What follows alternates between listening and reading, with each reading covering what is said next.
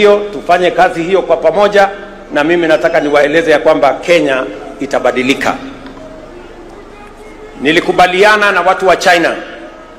Wakati nilienda China, pengine watu wengi walikuwa wanafikiri tumeenda kukopa madeni zaidi. Hapana. Tulikubaliana ya kwamba tutajenga barabara kutoka Rironi kwenda Nakuru baadaye mpaka Malaba. Lakini sio kwa madeni. Hapana. Tutajenga barabara hiyo kutumia investment. Vile tumejenga expressway kutoka airport mpaka mjini Nairobi, hatujatumia pesa ya serikali. Na hiyo pia tutafanya hivyo. Hata hiyo reli tutatoa Naivasha tupeleke mpaka border yetu na Uganda. Vile vile itakuwa kupitia kwa barabara ya investment, sio kwa madeni. Kwa sababu nimesema ya kwamba lazima tupunguze madeni, kwa sababu inaweza kuharibu nchi yetu. Na tutumie mbinu mbadala, a different approach, a much more innovative approach to carry out development in our country. And it is doable and it is possible. Kwa hivyo tushirikiane katika njia hiyo, na mimi nataka niwaulize Wakenya wote tuungane, tushirikiane, tufanye kazi kwa pamoja.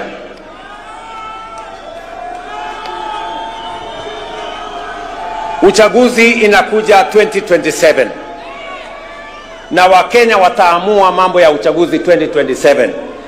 Kwa sasa tushirikiane, kila mtu afanye kazi mahali ameajiriwa. Ikifika wakati huo kutakuwa na mtihani. 2027 kutakuwa na mtihani. Wale watapita mtihani wataendelea. Wale wataanguka mtihani wataenda kulima, na dunia itasonga mbele. So Kenya inatakikana tuwe namna hiyo, tukijua ya kwamba tusiharibu muda wetu mkubwa tukigombana ugomvi pande hii, sijui nani atafanya wapi, sijui nani ndio nini. Hiyo ni mambo ambayo haiwezi kutusaidia kwa sasa. Kwa sasa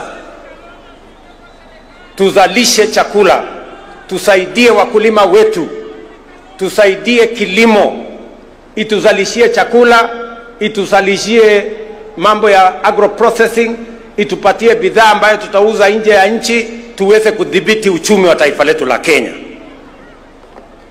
Tujenge affordable housing, wa Kenya watoke katika slums.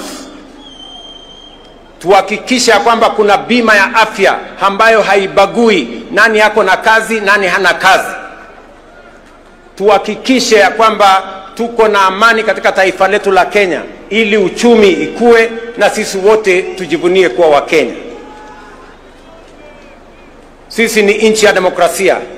Umesikia vile Atuoli amesema wako na demokrasia kule Kotu, na kuko na demokrasia everywhere. We want to build a strong, democratic, united